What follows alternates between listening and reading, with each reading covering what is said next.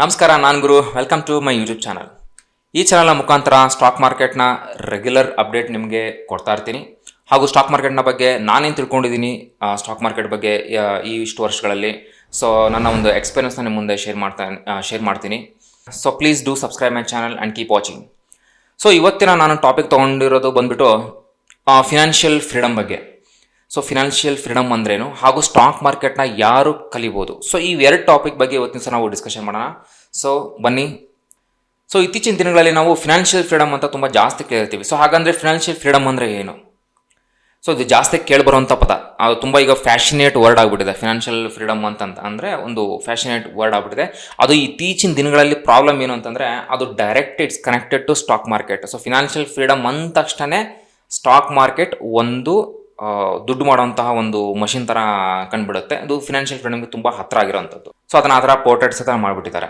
So ಒಂದು ಆಸೆ ಇರುತ್ತೆ. ಸೊ ನಾನೊಂದು ಸ್ವಂತ ಕಾರ್ ತೊಗೊಳ್ಬೇಕು, ನಾನೊಂದು ಸ್ವಂತ ಮನೆ ತೊಗೊಳ್ಬೇಕು, ಸೊ ನಾನು ತುಂಬ ಪ್ರಪಂಚ ಎಲ್ಲ ಸುತ್ತಾಡಬೇಕು, ಇದೆಲ್ಲ ಮಾಡಬೇಕು ಅಂತಂದ್ರೆ ಆಬ್ವಿಯಸ್ಲಿ ನಮ್ಮ ಹತ್ರ ದುಡ್ಡು ಇರಬೇಕು. ಸೊ ಆಮೇಲೆ ಈ ಫಿನಾನ್ಷಿಯಲ್ ಫ್ರೀಡಮ್ ಅಂತಂದರೆ ಥಟ್ಟನಾಗೆ ನಮ್ಮ ತಲೆಯಲ್ಲಿ, ನಮ್ಮ ಮೈಂಡಲ್ಲಿ ಬರೋವಂಥದ್ದೇನು, ಒಂದು middle class family. So obviously ಗೊತ್ತಿರೋ ಹಾಗೆ ನಾವು ಮಿಡಲ್ ಕ್ಲಾಸ್ ಫ್ಯಾಮಿಲಿ ತುಂಬ ಜಾಸ್ತಿನೇ ಆಸೆಗಳು. ಸೊ ನನಗೆ ಒಂದು ಕಾರ್ ಆಗಲಿ, ಮನೆ ಆಗಲಿ, ನಾನು ಇದು ಇರಬೇಕು, ತುಂಬ ಹಂಗಿರಬೇಕು, ತುಂಬ ಒಳ್ಳೆ ಇದನ್ನು ಜೀವನ ಶೈಲಿಯಿಂದ ಚೇಂಜ್ ಮಾಡ್ಕೊಳ್ಬೇಕು. ಇದು ಎಲ್ಲದಕ್ಕೂ ಮೇನ್ ಬೇಕಾಗಿರೋಂಥದ್ದೇನು? ಸೊ ದುಡ್ಡು.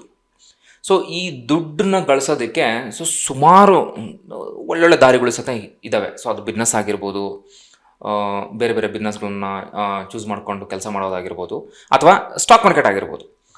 ಸ್ಟಾಕ್ ಮಾರ್ಕೆಟು ಇತ್ತೀಚಿನ ದಿನಗಳಲ್ಲಿ ಫಿನಾನ್ಷಿಯಲ್ ಫ್ರೀಡಮ್ ಅಂದ ತಕ್ಷಣ ತುಂಬ ಬೇಗ ಕನೆಕ್ಟ್ ಆಗುತ್ತೆ. ಯಾಕೆಂದರೆ ಸ್ಟಾಕ್ ಮಾರ್ಕೆಟಲ್ಲಿ ತುಂಬ ಬೇಗ ದುಡ್ಡು ಆಗುತ್ತೆ.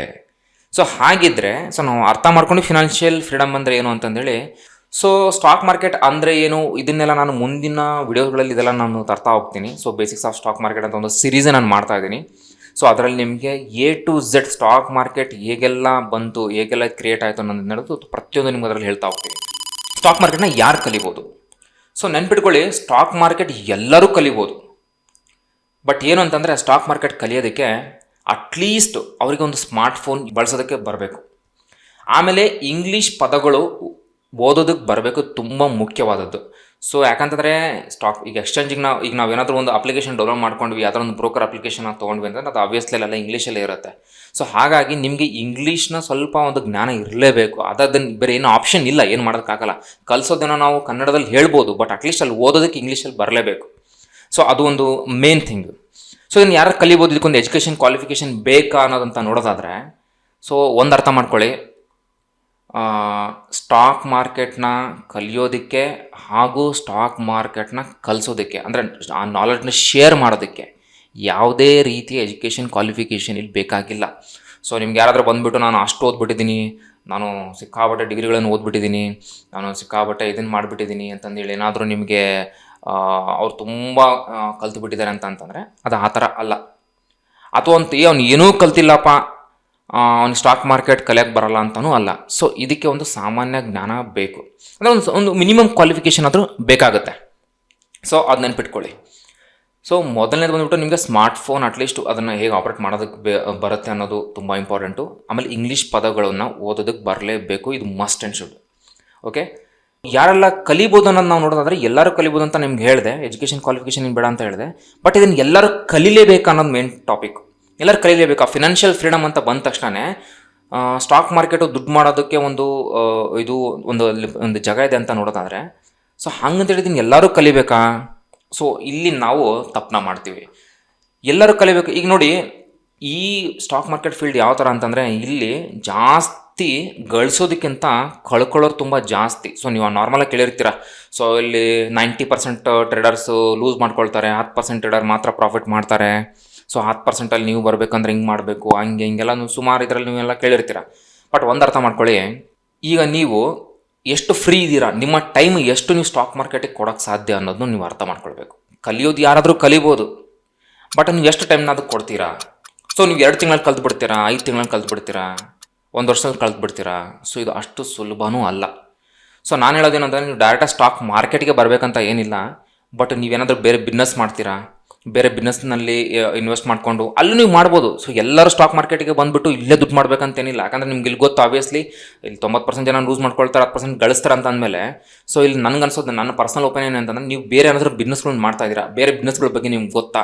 ಎಕ್ಸಾಂಪಲ್ ಈಗ ಒಂದೇನೋ ಟೀ ಶಾಪು ಅಥವಾ ಒಂದೇನೋ ಚಿಕ್ಕದಾಗ ಒಂದು ಕಿರಾಣಿ ಸ್ಟೋರ್ ಏನೋ ಒಂದು ನಾವು ಹಾಕ್ಕೊಳ್ತೀವಿ ಅಂತ ಅಂದ್ಕೊಳ್ಳಿ, ಒಂದು 3 ಲಕ್ಷ 4 ಲಕ್ಷ ಬಂಡವಾಳ ಬೇಕೇ ಬೇಕು ಒಂದು ಟೀ ಶಾಪ್ ಮಾಡ್ತೀರಾ ಅಂತಂದ್ರೆ. ಒಂದು ವೇಳೆ ನಿಮ್ಗೇನಾದರೂ ಆ ಟೀ ಶಾಪ್ ನಡೀಲಿಲ್ಲ, ಅದನ್ನು ಕ್ಲೋಸ್ ಮಾಡೋಂಥ ಪರಿಸ್ಥಿತಿ ಬಂತು ಅಂದ್ಕೊಳ್ಳಿ, ನೀವು ಬಂಡವಾಳ 3 ಲಕ್ಷ ಹಾಕಿರಂತ ಅಂದ್ಕೊಳ್ಳಿ, ಆಬ್ವಿಯಸ್ಲಿ ಏನಾಗ್ಬೋದು ಆ 1.5 ಲಕ್ಷ 2 ಲಕ್ಷ 3 ಲಕ್ಷ ಕೈಯಿಂದ ಹೋಗ್ಬೋದು. ಮತ್ತೆ ನೀವು ಆ ಟೀ ಶಾಪ್ ಹಾಕೋದಕ್ಕೆ ತುಂಬ ವಿಚಾರ ಮಾಡ್ತೀರಾ, ಯಾಕಂತಂದ್ರೆ ಆಲ್ರೆಡಿ ನೀವು ಆ ಲಾಸ್ನ ತಿಂದ್ಬಿಟ್ಟಿರ್ತೀರ. ಬಟ್ ಸ್ಟಾಕ್ ಮಾರ್ಕೆಟ್ ಆ ಥರ ಅಲ್ಲ, ಇದು ಎಳಿತಾನೆ ಇರುತ್ತೆ. ಸೊ ನೀವು ಒಂದು ಸಲಲ್ಲಿ ನೀವು ಲಾಸ್ನ ನೋಡಿಬಿಟ್ರೆ ಪದೇ ಪದೇ ಪದೇ ಪದೇ ನಿಮ್ಗೆ ಎಳಿತಾನೆ ಇರುತ್ತೆ. ಯಾಕಂದರೆ ಅಲ್ಲಿ ನಿಮಗೆ ಪ್ಲಸ್ ಮೈನಸ್ ನಿಮ್ಮ ಕಣ್ಮುಂದೆ ಕಾಣ್ತಾ ಇರುತ್ತೆ. ಆಮೇಲೆ ಇದು ಕುತ್ಕೊಂಡು ಮಾಡೋಂಥ ಬಿಸ್ನೆಸ್ಸು. ಸೊ ನೀವು ಅಲ್ಲಿ ನಿಂತ್ಕೊಂಡ್ಬಿಟ್ಟು ಬೆಳಗ್ಗಿನ ನಾನು ಅಂಗಡಿ 6 ಗಂಟೆಗೆ ಓಪನ್ ಮಾಡಬೇಕು, ಇದನ್ನು ಮಾಡಬೇಕು ಆ ಥರ ಏನಿಲ್ವಲ್ಲ. ಸೊ ಸಿಸ್ಟಮ್ ಮುಂದೆ ಕುತ್ಕೊಳ್ಳೋದು, ಟ್ರೇಡ್ ಮಾಡೋದು, ಗ್ರೀನು ರೆಡ್ ಕಾಣ್ತಾ ಇರುತ್ತೆ ಕಣ್ಣು ಮುಂದೆ. ಸೊ ಅದು ನಿಮಗೆ ಎಳಿತಾ ಇರುತ್ತೆ. ಸೊ ನೀವು 3 ಲಕ್ಷ ಲಾಸ್ ಮಾಡಿರ್ತೀರ, ಮತ್ತೆ 1 ಲಕ್ಷ ತೊಗೊಂಬರ್ತೀವಿ, ಸೊ ಮತ್ತೆ ಲಾಸ್ ಮಾಡ್ತೀವಿ. ಸೊ ಇದು ಹಿಂಗೆ ಕಂಟಿನ್ಯೂ ಆಗ್ತಾ ಹೋಗುತ್ತೆ. ಸೊ ನೆನ್ಪಿಟ್ಕೊಳ್ಳಿ, ಫಿನಾನ್ಷಿಯಲ್ ಫ್ರೀಡಮ್ ಅಂತಂದರೆ ಸ್ಟಾಕ್ ಮಾರ್ಕೆಟ್ ಒಂದೇ ಅಲ್ಲ. ನಿಮ್ಮ ಹತ್ರ ಬಂಡವಾಳ ಇದೆ ಅಂತಂದರೆ ಸೊ ಸುಮಾರು ಬೇರೆ ಬೇರೆ ಬಿಸ್ನೆಸ್ ಆಪರ್ಚುನಿಟಿಗಳು ಸುಮಾರು ಇರ್ತವೆ. ಸೊ ಅದನ್ನು ಸರ್ಚ್ ಮಾಡಿ ಹುಡುಕಿ, ಸೊ ನಿಮಗೆ ಯಾವುದು ಚೆನ್ನಾಗಿ ಕಂಫರ್ಟೇಬಲ್ ಅಂತ ಅನಿಸುತ್ತೆ ಆ ಥರದ ಬಿಸ್ನೆಸ್ಗಳಲ್ಲಿ ಹಾಕಿ. ಸೊ ನೀವೇನಾದರೂ ಇನ್ವೆಸ್ಟ್ಮೆಂಟ್ ಮಾಡ್ತೀನಿ ಸ್ಟಾಕ್ ಮಾರ್ಕೆಟಲ್ಲಿ ಅನ್ನೋದಾದರೆ ಮಾತ್ರ ನಿಮಗೆ ಸ್ಟಾಕ್ ಮಾರ್ಕೆಟ್ ತುಂಬ ಒಳ್ಳೆಯದು. ಸೊ ನೋಡಿ, ಒಂದು ಅರ್ಥ ಮಾಡ್ಕೊಳ್ಳಿ, ಎಂಥ ದೊಡ್ಡ ಗುರಿನೇ ಆಗಿರ್ಬೋದು ಸ್ಟಾಕ್ ಮಾರ್ಕೆಟಲ್ಲಿ, ಇದು ತುಂಬ ಒಂದು ಇಂಪಾರ್ಟೆಂಟ್ ವರ್ಡ್ಸ್. ಇದು ನೆನ್ಪಿಟ್ಕೊಂಬಿಡಿ. ನೀವೇನಾದರೂ ಸ್ಟಾಕ್ ಮಾರ್ಕೆಟಲ್ಲಿ ಇನ್ವೆಸ್ಟ್ ಮಾಡ್ತೀರಾ ಅಂತಂದರೆ ಡೆಫಿನೆಟ್ಲಿ ನೀವು ಸರ್ವೈವ್ ಆಗ್ತೀರಾ.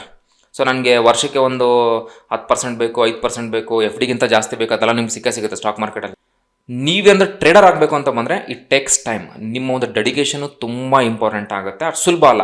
ಸೊ ನಾನು ಹೇಳೋದೇನು ಅಂತಂದರೆ, ಒಬ್ಬ ಗುರು ಆದವನು ಸ್ಟಾಕ್ ಮಾರ್ಕೆಟಲ್ಲಿ ಇನ್ವೆಸ್ಟ್ಮೆಂಟ್ ಮಾಡೋದಕ್ಕೆ ಅವನಿಗೆ ಸಹಾಯ ಮಾಡ್ಬೋದು. ಆಮೇಲೆ ಅವನಿಗೆ ಇನ್ವೆಸ್ಟ್ಮೆಂಟ್ ಅಂದರೆ ಸ್ಟಾಕ್ ಮಾರ್ಕೆಟ್ನ ಇನ್ವೆಸ್ಟರ್ನಾಗಿ ಅವನ್ನ ನಾವು ಹುಟ್ಟಾಕ್ಬೋದು. ಅಂದರೆ ಹೊಸದಾಗಿ ಆ ಥರ ಮನುಷ್ಯನ ನಾವು ಬಿಲ್ಡ್ ಮಾಡ್ಬೋದು. ಬಟ್ ಒಬ್ಬ ಮನುಷ್ಯನ ಟ್ರೇಡರ್ ಮಾಡ್ತೀನಿ, ಇವನ್ನ ನಾನು ಪಕ್ಕಾ ಟ್ರೇಡರ್ ಮಾಡ್ತೀನಿ ಅನ್ನೋದು ತುಂಬ ಕಡಿಮೆ. ಯಾರಾದರೂ ಆ ಥರ ಇದ್ರೆ ಅದು ತುಂಬ ಕಡಿಮೆ, ಅದು ಸುಳ್ಳು ಹೇಳ್ತಾರೆ ಅಂತ ಅರ್ಥ. ಇದು ನೆನಪಲ್ಲಿ ಇಟ್ಕೊಂಬಿಡಿ. ಯಾಕಂದರೆ ಇನ್ವೆಸ್ಟ್ಮೆಂಟ್ ನೋಡಪ್ಪ, ನಿನ್ನ ಹತ್ರ ಒಂದು 5 ಲಕ್ಷ ಇದೆ, ಒಂದು 10 ಲಕ್ಷ ಇದೆ, ಇದನ್ನು ತೊಗೊಂಡೋಗ್ಬಿಟ್ಟು ನೀನು ಈ ಥರ ಸ್ಟಾಕ್ಸ್ಗಳಲ್ಲಿ ಹಾಕ್ಕೊಳ್ಳು, ಈ ಥರ ನೀನೊಂದು ಇದನ್ನು ಮೇಂಟೈನ್ ಮಾಡು ಅಂತಂದರೆ ಅವನಿಗೆ ನಾವು ಆ ಥರ ಅವನಿಗೆ ಪ್ರಿಪೇರ್ ಮಾಡ್ಬೋದು, ಅವ್ನ ಮೈಂಡ್ಸೆಟ್ನ ರೆಡಿ ಮಾಡ್ಬೋದು. ಬಟ್ ಒಬ್ಬ ಟ್ರೇಡರ್ನ ನಾವು ಮೈಂಡ್ಸೆಟ್ ಮಾಡೋದೇನಿದೆಯಲ್ಲ ತುಂಬ ಕಷ್ಟ, ಅದು ಸಾಧ್ಯ ಆಗೋದಿಲ್ಲ ಎಲ್ಲರ ಕೈಯಲ್ಲೂ. ಒಬ್ಬ ಟ್ರೇಡರ್ ಆಗಬೇಕು ಅನ್ನೋದು ಅದನ್ನು ಡಿಸೈಡ್ ಮಾಡಬೇಕಾಗಿರೋದು ಮುಂದೇನಂಥ ವ್ಯಕ್ತಿ, ಕಲಿಬೇಕಾಗಿರೋಂಥ ವ್ಯಕ್ತಿ, ಅವ್ನು ಮಾತ್ರ ಅದನ್ನು ಡಿಸೈಡ್ ಮಾಡೋಕ್ಕಾಗೋದು, ನಾನು ಟ್ರೇಡರ್ ಆಗಬೇಕಾ ನಾನು ಆಗಬಾರ್ದು ಅಂತಂದೇಳಿ. ಸೊ ಎಲ್ಲರೂ ಬಂದುಬಿಟ್ಟು ನಾನು ಸ್ಟಾಕ್ ಮಾರ್ಕೆಟಲ್ಲಿ ನಾನು ಟ್ರೇಡರ್ ಮಾಡ್ತೀನಿ ಇವತ್ತಿನ ದಿವಸ, ನೀವು ಸುಮಾರಿದೆ ಆ ಥರ ನಿಮಗೆ ಬಂದುಬಿಟ್ಟು ನೀವು ಕಲಿಬೋದು, ಮಾಡ್ಬೋದು, ಟ್ರೇಡಿಂಗ್ ಮಾಡ್ಬೋದು, ಅದನ್ನು ಮಾಡ್ಬೋದು. ಸೊ ಮಾಡ್ಬೋದು, ಅದು ಎಲ್ಲಿವರೆಗೂ ಸೊ ಸ್ವಲ್ಪ ದಿವಸ ಕೊಡುತ್ತೆ, ಆಮೇಲೆ ಅದಕ್ಕಿಂತ ಜಾಸ್ತಿ ಕಿತ್ಕೊಡುತ್ತೆ. ಸೊ ನಾನು ಹೇಳೋದಿಷ್ಟೇ, ಹಾನೆಸ್ಟಾಗಿ ನನ್ನ ಒಂದು ನಾನು ಇಷ್ಟು ವರ್ಷ ನಾನೇನು ಸ್ಟಾಕ್ ಮಾರ್ಕೆಟಲ್ಲಿ ಕಲ್ತಿರೋದು ಇದನ್ನೆಲ್ಲ ನನ್ನ ಎಕ್ಸ್ಪೀರಿಯನ್ಸ್ ಹೇಳೋದಾದರೆ, ಎಲ್ಲರೂ ಸ್ಟಾಕ್ ಮಾರ್ಕೆಟಲ್ಲೇ ಬಂದು ದುಡ್ಡು ಮಾಡಬೇಕಂತ ಏನಿಲ್ಲ. ಇನ್ವೆಸ್ಟ್ಮೆಂಟ್ ಮಾಡ್ತೀರಾ ಬನ್ನಿ, ಟ್ರೇಡರ್ ಆಗ್ತೀರಾ ಬನ್ನಿ, ಬಟ್ ಅದಕ್ಕೆ ಟೈಮ್ ಕೊಟ್ಬಿಡಿ. ನಿಮ್ಗೆ ಎಷ್ಟು ಟೈಮ್ ಆಗುತ್ತೋ ಅಷ್ಟು ಟೈಮ್ನ ಕೊಡಿ. ಮೇ ಬಿ ಆಗಬಹುದು, ನೀವು ಟ್ರೇಡರ್ ಆಗೋಕ್ಕಾಗಲ್ಲ ಅಂತ ಹೇಳೋದಕ್ಕಾಗಲ್ಲ. ಯಾಕಂದರೆ ನಾನು ಮೊದಲೇ ಹೇಳಿದೆ, ಫಿನಾನ್ಷಿಯಲ್ ಫ್ರೀಡಮ್ ಅಂತ ಇತ್ತೀಚಿನ ದಿನಗಳಲ್ಲಿ ಕನೆಕ್ಟ್ ಆಗ್ತಿರೋದು ಡೈರೆಕ್ಟಾಗಿ ಬಂದುಬಿಟ್ಟು ಸ್ಟಾಕ್ ಮಾರ್ಕೆಟಿಗೆ. ಸೊ ಹೆಸರಲ್ಲೇ ಇದೆ ಫಿನಾನ್ಷಿಯಲ್ ಫ್ರೀಡಮ್, ಅಂದರೆ ಒಂದು ಸ್ವಾತಂತ್ರ್ಯ ಬೇಕಾಗಿರುತ್ತೆ. ಅಂದರೆ ಒಂದು ಸ್ವಾತಂತ್ರ್ಯ, ಅದು ಹಣಕಾಸಿನ ಸ್ವಾತಂತ್ರ್ಯ. ಸೊ ನೀವೇನಾದರೂ ಸ್ಟಾಕ್ ಮಾರ್ಕೆಟಿಗೆ ಬಂದುಬಿಟ್ಟು ಆ ಬ್ಲೈಂಡಿಂದ ಬಂದುಬಿಟ್ಟು ನೀವೇನಾದರೂ ಇನ್ವೆಸ್ಟ್ಮೆಂಟ್ ಮಾಡ್ತೀನಿ ಅಥವಾ ನಾನು ಟ್ರೇಡರ್ ಆಗ್ತೀನಿ ಅಂತ ಬಂದುಬಿಟ್ರಂದರೆ ನಿಜವಾಗ್ಲೂ ಫಿನಾನ್ಷಿಯಲ್ ಫ್ರೀಡಮ್ ಇಲ್ಲಿ ಇರಲ್ಲ. ಆಮೇಲೆ ಬರೀ ಸಾಲನೇ ಜಾಸ್ತಿ ಆಗೋದು. ಆ ಸಾಲ ತೀರ್ಸೋಕ್ಕೆ ಮತ್ತೆ ನಿಮಗೆ ಅದೇನು ಸ್ವಲ್ಪ ಫ್ರೀಡಮ್ ಇತ್ತಲ್ವ, ಆ ಫ್ರೀಡಮ್ನ ಕಳ್ಕೊಂಬಿಟ್ಟು ಸಾಲ ತೀರ್ಸೋದಕ್ಕೆ ದಿನನಿತ್ಯ ಅಂದರೆ ಡೈಲಿ ಆ ರೊಟೀನು ತುಂಬ ಜಾಸ್ತಿ ಆಗುತ್ತೆ. ಆ ಫ್ರಸ್ಟ್ರೇಷನ್ನು, ಆ ಟೆನ್ಷನ್ನು ಅದೆಲ್ಲ ತುಂಬ ಜಾಸ್ತಿ ಆಗ್ತಾ ಹೋಗುತ್ತೆ. ಕಲೀರಿ. ಸೊ ಬ್ಲೈಂಡಾಗಿ ಸ್ಟಾಕ್ ಮಾರ್ಕೆಟಿಗೆ ಎಂಟ್ರಿ ಆಗೋದಕ್ಕೆ ಹೋಗಬೇಡಿ. ಏನೇ ಮಾಡ್ತೀರಾ ಅದನ್ನು ಕಲ್ತ್ಬಿಟ್ಟು ಮಾಡಿ. ನಿಮ್ಗೆ ಯಾರು ಕಲಿಸ್ತಾರೋ ಅವ್ರ ಹತ್ರ ಕಲೀರಿ. ಹಂಗಂತಂದೇಳಿ ನಾನು 1 ಲಕ್ಷ ಕೊಡ್ತೀನಿ ಕಲಿಯೋದಕ್ಕೆ, 2 ಲಕ್ಷ ಕೊಡ್ತೀನಿ, ಅಲ್ಲಿ ನೀವು ಕಂಟೆಂಟ್ ಸಿಗುತ್ತೆ, ಬಟ್ ನೀವು ಅದನ್ನು ಪ್ರಾಕ್ಟೀಸ್ ಮಾಡಬೇಕು. ನೋಡಿ, ಸ್ಟಾಕ್ ಮಾರ್ಕೆಟಲ್ಲಿ ಇದೊಂದು ನೆನ್ಪಿಟ್ಕೊಂಬಿಡಿ, ಸ್ಟಾಕ್ ಮಾರ್ಕೆಟಿಂದ ಬರೀ ಥೇರಿ ವರ್ಕ್ ಆಗಲ್ಲ. ಥಿಯರಿನ ಕೇಳೋದಕ್ಕೆ ಚೆನ್ನಾಗಿದೆ, ಒಂಥರ ಕೆಮಿಸ್ಟ್ರಿ ಥರ. ಇದನ್ನು ಪ್ರಾಕ್ಟಿಕಲ್ ಮಾಡಬೇಕು. ನೀವು ಪ್ರಾಕ್ಟಿಕಲಾಗಿ ಮಾಡಿದಾಗ್ಲೇ ಗೊತ್ತಾಗೋದು ಏನಾಗ್ತದೆ, ಕೆಮಿಕಲ್ ರಿಯಾಕ್ಷನ್ ಆಗೋದು ಹೇಗೆ, ಪ್ರಾಕ್ಟಿಕಲ್ ಮಾಡಿದಾಗ ಗೊತ್ತಾಗೋದು. ಸೊ ಅಲ್ಲಿ 2 ಫಾರ್ಮುಲಾ ಇಟ್ಬಿಟ್ಟು ಇದನ್ನು ಹಿಂಗಾಗುತ್ತೆ ಅಂತ ಹೇಳೋದಲ್ಲ. ಸೊ ಫಾರ್ಮುಲಾ ನಾವು ಹಾಕಿದಾಗ ಅಲ್ಲಿಂದ ಏನು ಪ್ರೊಡ್ಯೂಸ್ ಆಯಿತು ಅನ್ನೋದು ತುಂಬ ಇಂಪಾರ್ಟೆಂಟು. ಅದೇ ರೀತಿಯೇ ಸ್ಟಾಕ್ ಮಾರ್ಕೆಟ್ ಅನ್ನೋದು ಪ್ರಾಕ್ಟಿಕಲ್ ಮಾಡಿನೇ ಕಲಿಯೋದಕ್ಕೆ ಸಾಧ್ಯ. ಸೊ ಸಿಕ್ಕಾಬಟ್ಟೆ ಇತ್ತೀಚಿನ ದಿನಗಳಲ್ಲಿ ಥಿಯರಿ ಸಿಕ್ಕಾಬಟ್ಟೆ ಸಿಗುತ್ತೆ ನಿಮಗೆ. ನಾನು ಹೇಳೋದು ಥಿಯರಿಯಿಂದ ತಿಳ್ಕೊಳ್ಳಿ, ಅದನ್ನು ಪ್ರಾಕ್ಟಿಕಲಾಗಿ ಇಂಪ್ಲಿಮೆಂಟ್ ಮಾಡಿ. ಪ್ರಾಕ್ಟಿಕಲ್ ತುಂಬ ಇಂಪಾರ್ಟೆಂಟು. ಸೊ ಪ್ರಾಕ್ಟಿಕಲ್ ಮಾಡೋದನ್ನ ನೀವು ಸ್ಟಾಕ್ ಮಾರ್ಕೆಟ್ ಕಲಿಯೋದಕ್ಕೆ ಸಾಧ್ಯ, ಥಿಯರಿಯಿಂದ ನೀವು ಬರೀ ತಿಳ್ಕೊಳ್ಳೋಕೆ ಸಾಧ್ಯ.